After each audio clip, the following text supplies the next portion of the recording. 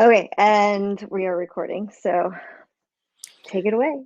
Awesome. Thanks, Sandy, so much, and GoDaddy Pro for hosting this event and inviting me to be on it. And despite tech difficulties, Sandy, you know my team at iThemes, and I'll share my bio in just a second. But they knew I was a fake geek. They tried to not get me close to anything that I could break or do, and so this is evident of this. I play a geek on a web geek on TV, but in reality. So my name is Cory Miller. I founded a company called iThemes in 2008, and we were one of the first WordPress product companies in the space of an open source, huge, gigantic open source community. Now, I mean, what is it? I always try to give my latest statistic that I know of, but it's always fuzzy. But I think it's like 1/3 of the internet is powered by WordPress, which is incredible. In 2018, sold the business. It was acquired by a company in our space, and now I'm on my next adventures. But part of what I do in this next chapter is helping other people start e-commerce stores. Um, One of my current projects, though, Sandy, you're one of the first to hear this, but is just hit $100,000. It's an e-commerce store. I'm a minority partner in it. It's a family friend that sells organic shampoo and conditioner bars. My first physical product that I've ever done. And really, I can't take any credit for it. I'm just, I ride shotgun for Anna at thevitabars.com. And we launched in April and are close to hitting six figures, or I think we might be at six figures right now. And so I'm pumped to be here and talking about e-commerce. And then, e-commerce, I had an e-commerce shop for 10 plus years, selling digital products and memberships. And I've got a couple other projects that do mostly digital stuff. So I love e-commerce because WordPress and e-commerce changed my life. It's so much fun to put your products out there and see people, you know, buy them. Like give you $1 for something you have somehow created or done. That's just a fun video game for me. Are you a video game gamer, Sandy? Hey, it depends. Like, I'm not like a pew pew pew video gamer. Right. I'm like I build the 2 point hospital and get stuck at Oh, 2 nice. a.m. going, my hospital's losing money. I need to stay and play this another 30 more minutes, and then that turns into 2 more hours, and then I wake up and Yeah, realize I fell asleep with the Nintendo Switch Lite in my hand playing 2 Point Hospital building this business. So I'm more of one of those capital game folk, not I got you. not the go out and shoot 'em up video gamer. So, but I do have the PS4 and the Nintendo Switch Lite, and I've got some games on my PC. So yeah. I like it. Well, I always compare. I started, played Atari back in the day and Nintendo 64 and all that kind of stuff. And now we do have a Switch too. But I always think about business and particularly e-commerce as a video game.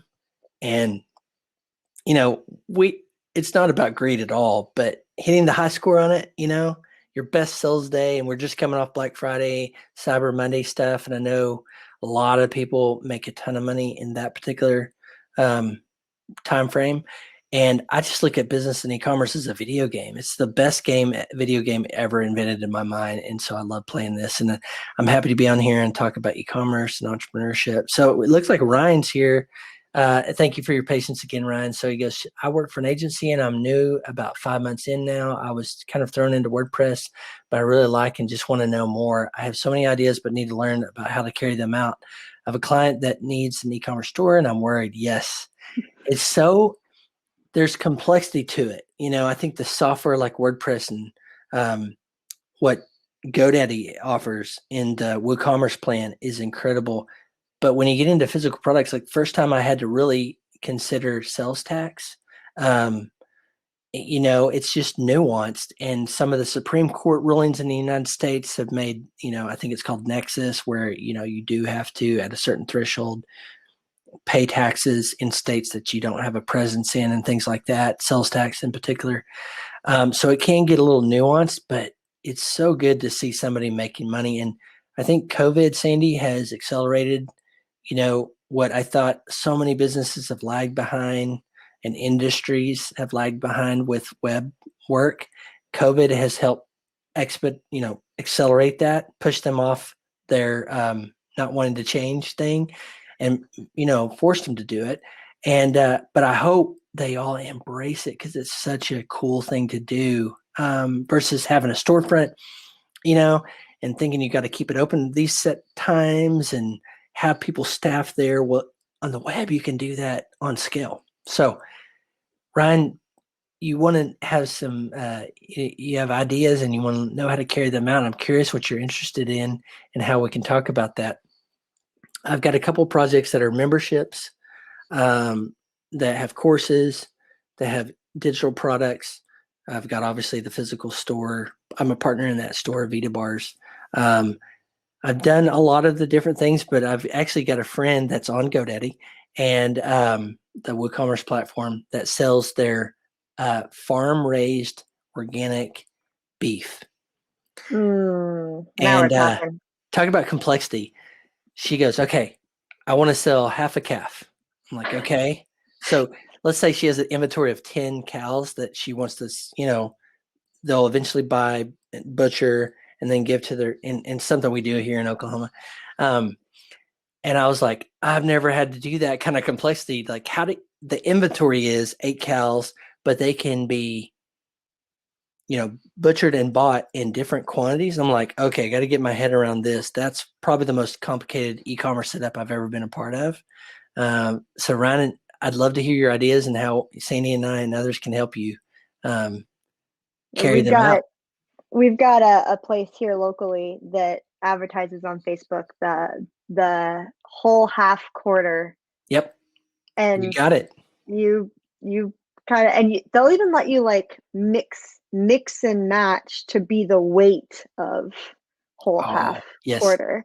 So yeah, it's very nuanced. And I was looking at that the other day, and I was like, I don't even know how I would, for lack of a better term, chop this up and put this into WooCommerce.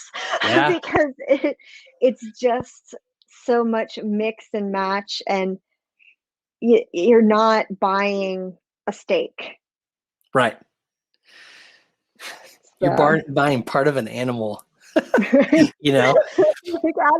how do you do this without like using the wrong terminology for search? Because that's the other thing that people forget about with ecom is search marketing at the same time.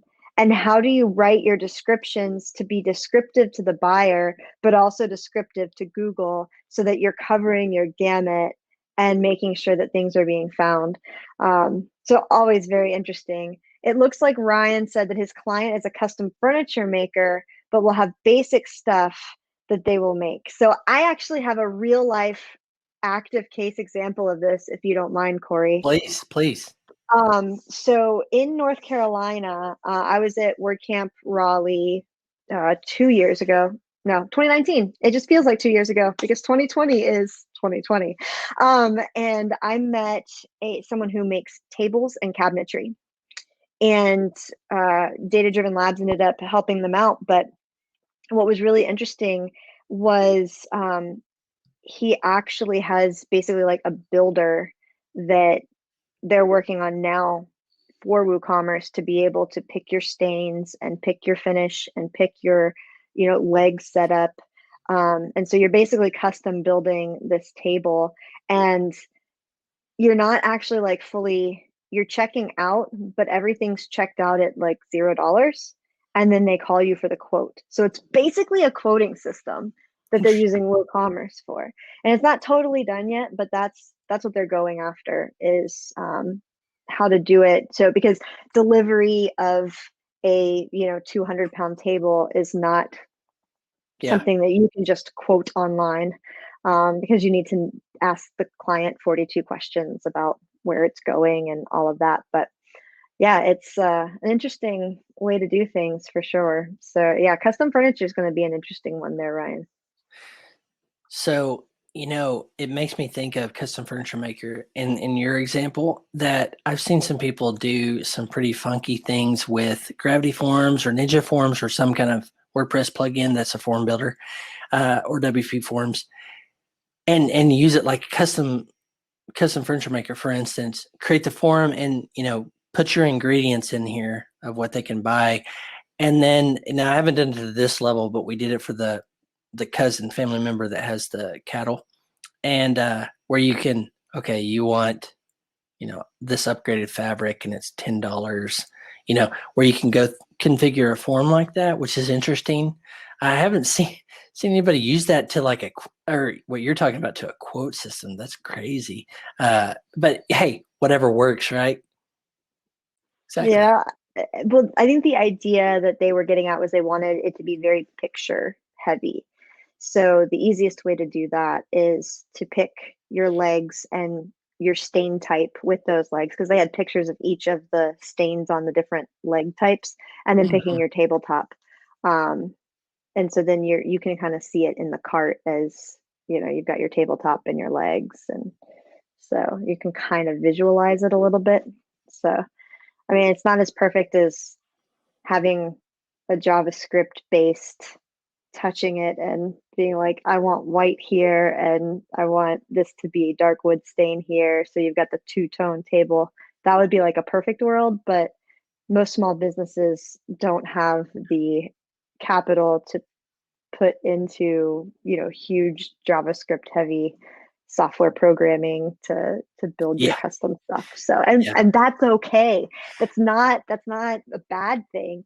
It's Yeah. about doing what you can with what you have to get you to the next step, and constantly iterating. And I think that's the other thing, is constantly informing your clients that, hey, we're going to do this, you know, most are what they call MVP. So, the quickest way to get the most bang for your buck right now. And then when you have $100,000 worth of sales, let's take a look at what we can do to iterate on that process to make it easier for your clients, easier for you, and talk again when you have another $150,000 worth of sales, and you're doing that on a monthly basis, regularly, and then you're going, okay, well, now we can afford to make that fancy software that we wanted to make. So it's always okay to iterate and go back and look at the experience. I'm always a fan of iterating. With the team that I have in place, in last team at iThemes, we always worked in versions, like software versions, and not just for the software, but as a business. Okay, so you said like MVP, minimum viable product, if you haven't heard of that. And so, what is the version 1, V1 of what you're trying to get over, and get out there, get out in the door into the light of day, and let people, interact with it and vote for it with their dollar, for instance. And so I'm very much in the camp of ship an MVP or a V1 or a beta, and then so many of us spend months and months and months trying to perfect it. And in our head, we think this is it, man. This is the thing that everybody's going to buy. But we don't know until we put it out there, push that cart out into the light of day, um, and see if people they like it, and they vote for it with their dollar. So I'm a big proponent of putting out the V1, like you said, maybe it's the most elegant solution, but it works. So it's a great V1. Get good enough oftentimes is the counter to perfectionism. But something we developers in particular, I know, and artists struggle with perfectionism. Now I do too, and I'm not either of those. But and it's a struggle to say put something out that's good enough. But what I would tell our developers back in the day, I said, your good enough is someone else's awesome, because they had a high standard, and I was like, listen, the thing that you think, Matt Mullenweg, I think, is quoted pretty regularly for saying, if you're not embarrassed by your V1, you've shipped too late. Like, put something out there, see it, people interact with it, and then think in versions. Okay, this is just version 1. This is good enough for version 1, but I'm going to get feedback, and I know I have vision for V2, V3, V4, and just keep upgrading what you're doing. I mean, look at every software ever made, even WordPress. You get 5.3, 5.4, 5.6. 5.6 just dropped. Like, at some point, you have to understand that every product you're making and every system you're building and every step along the way is no different Yep. than that. And Ryan, you say you have a hard time learning when to stop, but I don't think you should ever stop iterating and thinking about ways to iterate. I think the hardest part is saying when to stop and ship, which I agree with that 100%. Our biggest thing that so for those who don't know, before I came to GoDaddy, I ran an agency. So when I was at the agency and in the agency life, one of the biggest things I would tell my developers was if we're at 90%, we're going to hit the green light and we're going to go. Because at some point we have to ship it. Yep. And that's the other thing is that other 10% can be done at any point in time. But if you can get to where, the client is giving you the green light, or your boss is giving you the green light, or the rest of the dev team is like, we're running out of budget, which is the other thing that you run into a lot. It's okay to ship it and come back and do more later. And it's also okay to say it's going to cost more to do more if you're in the agency space. Would you say to focus on front end first? So I think that really depends on what the product is.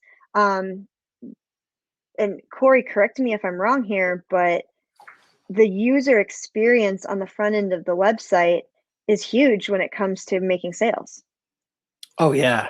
And it's something we're actually working on right now is our big redesign of the Vita bars, because its first version is me, and I haven't really even tried to claim I'm a web designer in 12 years. So it's time for that. And through the process, we realized that there's some gaps, there's some holes. Like, Anna, who is really the driving force behind all of it. People are coming from her massive Instagram following. They know, like, and trust her, and are putting up with probably some of those hiccups on the site. But yeah, it's ironic, Sandy, but for over 10 years at iThemes, I didn't plan out our web presence as in great detail as I have now, because a lot of my projects are just getting off the ground, and I'm really being intentional. I mean, intentional web design about what is the user flow, what is the journey they're on, and how do we make sure every page has an aim and purpose that can be pointed to a call to action for either getting on an email list to become a prospect, or making a conversion to a sale. And that mindset has helped me just really revolutionize the way I do online projects. I call all my things projects, even though they're separate standalone businesses. It just made me be very intentional about trying to get, like, what are we really trying to do? There are times when you might do a rant blog post or some blog post and you think, okay, I just want to put it out there. But specifically thinking from the startup mindset and how do we make money is being extremely intentional that everything needs to have a very direct purpose to either build a prospect or convert to a customer. So long way around saying, yes, I agree. Well, I think that's the other thing is back end and front end kind of go hand in hand when you're dealing with UX in the e-com space. Because if you don't build out your WooCommerce the right way, then your front end UX isn't going to be user friendly. So yes, think about your front end first, but make sure that your back end complements it, because if it doesn't, then it doesn't matter what you do on the front end because it's going to be a mess in the checkout process.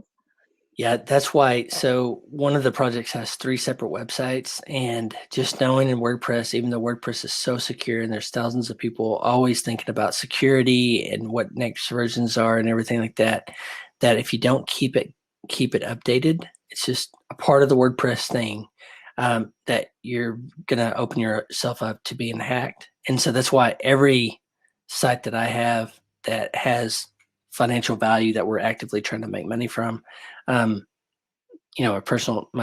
little personal family site probably doesn't, but all the other projects have I've either with Valet or GoWP or WP Bus, finding a maintenance partner to help keep track of maintenance, security, and backups.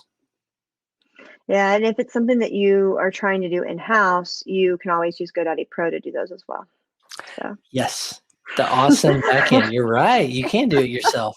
In fact, a so lot of the companies, I won't say them specifically, use GoDaddy Pro to mhm. do those maintenance projects. Well, I mean, the agency that I came from, we used it. That's, you know, why I believe in the product so much, is because it saved us so much time. I mean, when you have 100 sites that you're trying to keep maintained and updated and all of that, being able to do it inside of a system is very, very helpful. Well, Um, just and like it's you. so cheap. It's so Oh yeah. inexpensive to if you're offering a $60 a month maintenance package and only $8 of that is going to your cost to actually run things, and you're going from hours of work to 5 minutes. It's hard not to justify that Hmm. that $8-9 fee. But Oh that's yeah. not why we're here. I'm not here to pitch our product. I just love it, so it ends up coming up a lot. But when it comes to ecom, what are some of the biggest holiday tips that you can provide when you're looking at, we just came out of Black Friday and Cyber Monday.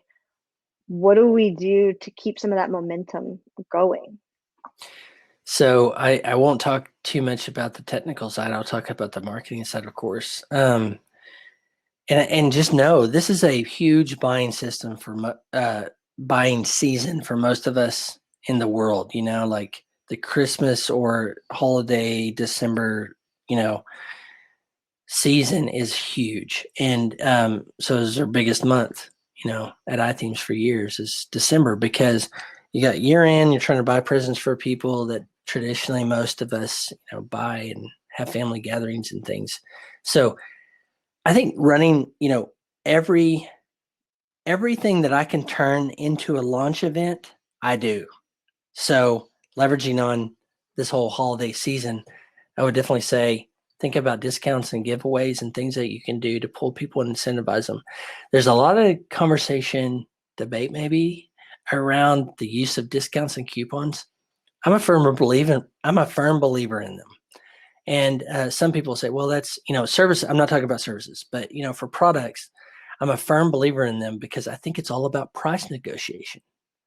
So we knew we were going to give discounts out. In December, we would have a, themed, our site would be themed for it, and we would push, our giveaway. In fact, I bet you iThemes is doing one right now.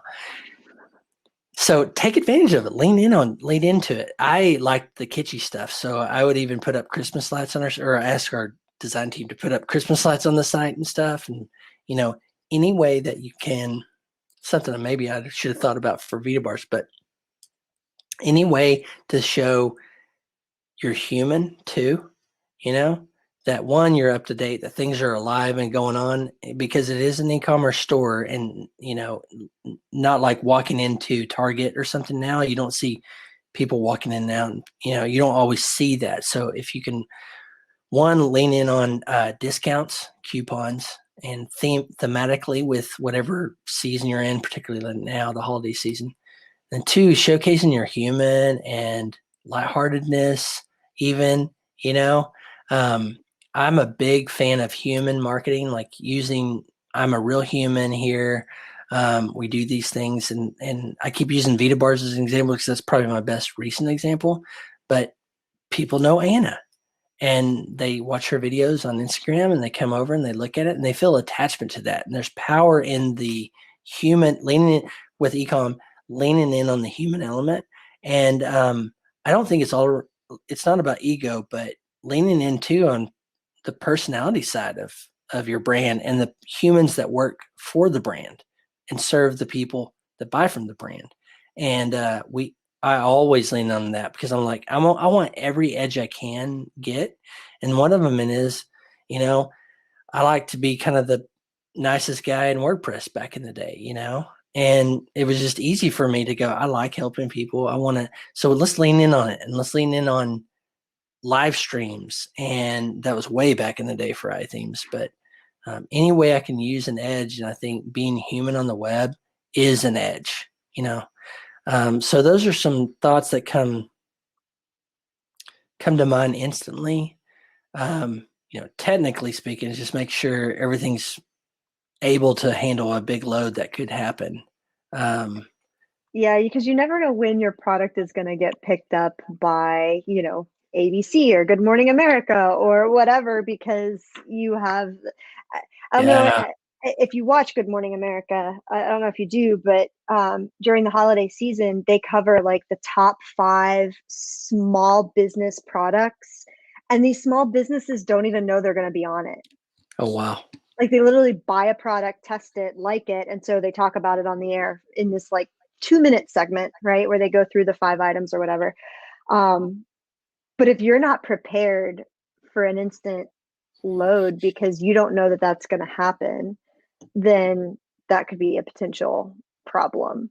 Always making sure that you're ready to scale at a moment's notice. Yeah.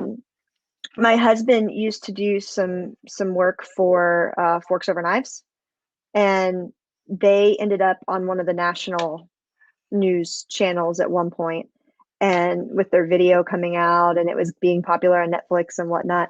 And he literally on Thanksgiving evening we had to leave Thanksgiving dinner to come home because their server crashed.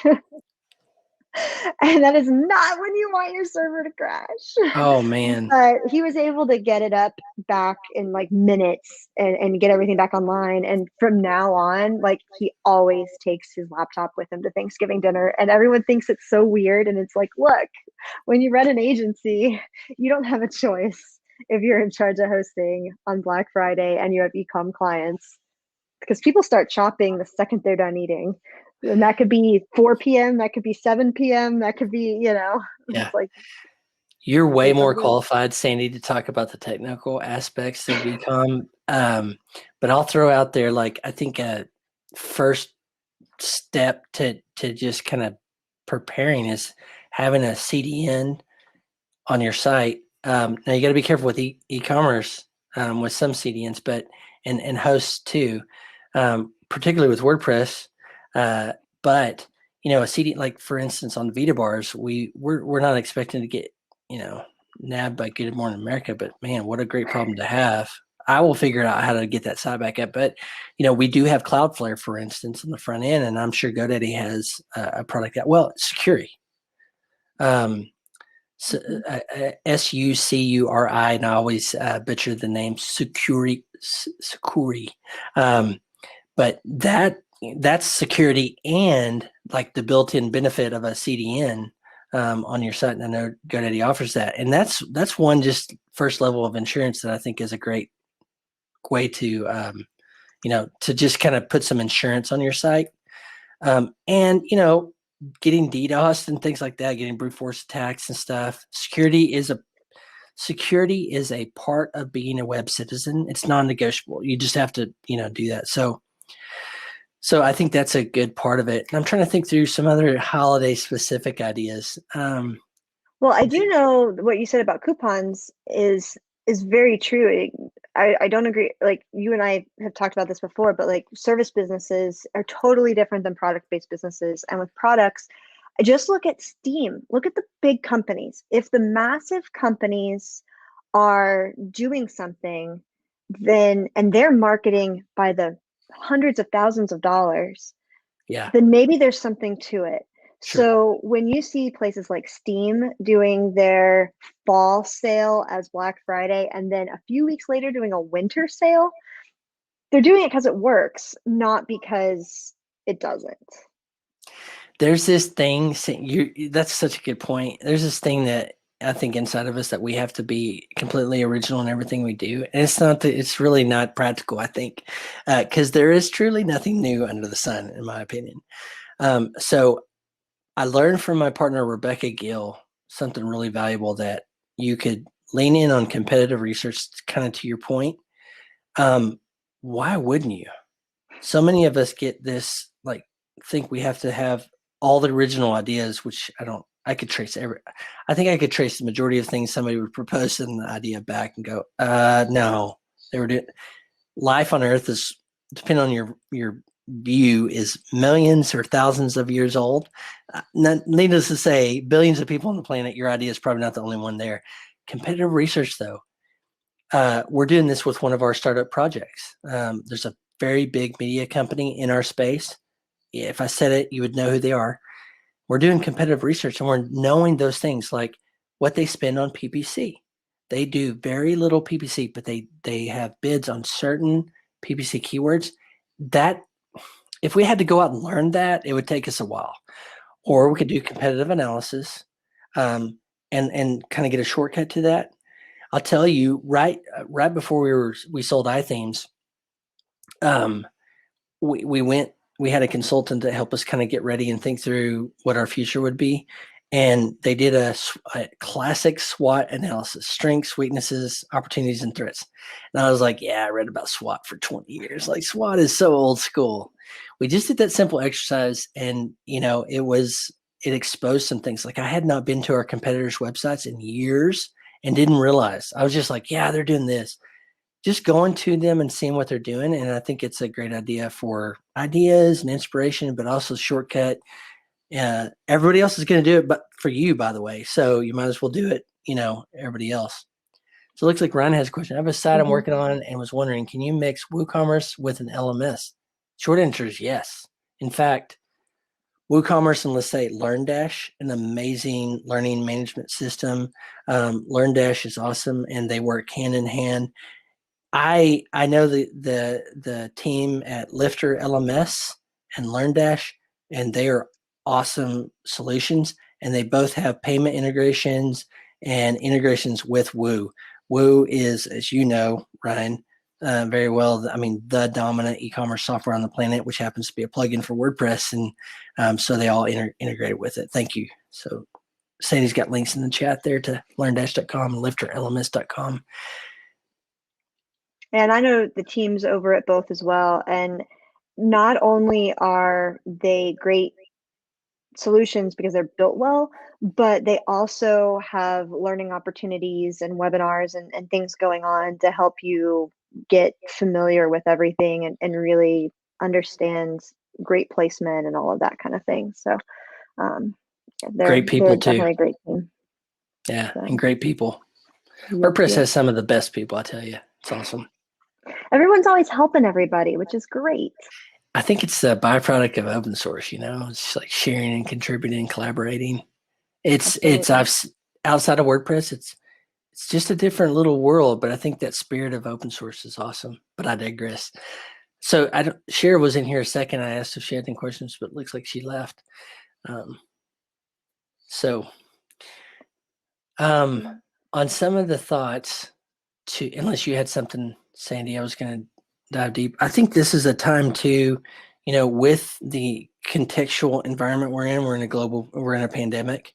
And maybe it might be a question to ask too, and say, how can our brand support and anticipate things for our people, our community, our customers, and lean in? This is a time of deep social isolation, which, by the way, isn't healthy as humans to be isolated in the first place. So the COVID's even pushed that. I think that's the bigger health detriment, by the way, is the isolation. And I'm not a scientist, but I'm thinking through, how can we as a company do well in the world too and make money? We need to make money. It's part of the oxygen for businesses, but how can we lean in and say, for us, one year we did, for instance, like we said, hey, here's a charity in Oklahoma City where we're based, and we're going to give matching donation. I think we did matching donations to that charity, or we might have just said, we're going to give this amount of money and basically thank you because you helped us do that. Like, we didn't even ask people to do anything more. It's just like, part of your proceeds go to this thing and this charity, great charity. And that kind of feel good stuff, I think, is more needed. And we too often as business relegate not purposeful work to nonprofits. And I think we're missing the boat on that so much. Like nonprofits don't have the exclusive rights on purpose. I love them. I support them. But I think business can do both too. And so I would say during the holidays too is lean in on good in the world and put some good out. However that is, however you can make an impact. At Vita Bars, at one point, we donated a part of the proceeds to NAACP Legal Defense Fund. It's a part of our core values, and we wanted to do it. So that was awesome. But I would just say ask the question and see if there's an opportunity for you to do some really good in the world too, while you're making a lot of money too. And one of the things that I learned about GoDaddy after coming on board that I thought was really cool was we actually get to take paid company time to go volunteer and do things. So like if I wanted to go do hour of code at a school and teach kids how to code, I could just be like, hey boss, I'm going to be going and doing this thing on this day for my service, and I would report the hours back to HR. And I just think things like that and having the latitude to be able to do things like that and give of your time is really awesome. But then I also got an email the week before Black Friday from HR, and they were like, hey, we're giving as a company to one of the following organizations. Which one are you voting for? And so they Mm-hmm. gave money to these different orgs, but they basically asked all of us, which org to give to. And they were major name organizations like Habitat for Humanity and stuff like that. But it was just really kind of cool to see that we had input in what the company as a whole was doing, because that's not always the case. A lot of times big corporate companies are just like, hey, we're this big corporate company and we're giving to XYZ charity and it is what it is. But the fact that they came to each of us, it made me feel valued, Oh yeah. someone in the organization. And so just seeing all these little things that GoDaddy does and being able to be a part of it, and it's not just, big corporate company doing big corporate things. It's definitely all about us as people and being Mm-hmm. able to have conversations like this and being able to meet with business owners and all of that be, for the On the clock. betterment of their businesses. Well, Yeah. and not just about being on the clock, but Yeah. just about being about them Yeah. and wanting to hear feedback from them. So being able to go and talk to agency owners and find out what their pain points are and come back and say, hey, these are the pain points. And then actually listening to me and saying, well, if those are the pain points, then we need to come up with new products and new services and new solutions to help eliminate those pain points. Because when you're making money, then everyone's making money, because rising tides raise all ships. Exactly. What a good word right there. I love that quote too, by the way. And what a good word to share. Rising tide. That's the spirit that we need to infuse within business. And it's not about being competitors. It's about coming together as a community and saying, what can we do so that we all win, and Mm-hmm. finding ways to work together. So we are coming up close to time. I want to thank you for your time, Cory. We will have this recording up online, so we'll be able to share it out later. This is something new that we're doing with recording all of these, so I'm kind of excited about that. Cory put his email in chat, and hopefully we'll be able to have you on in Q1. I know at some point we will. I just got to figure out the dates, and we'll go from there. And thanks for joining us, Ryan, and we'll see you later.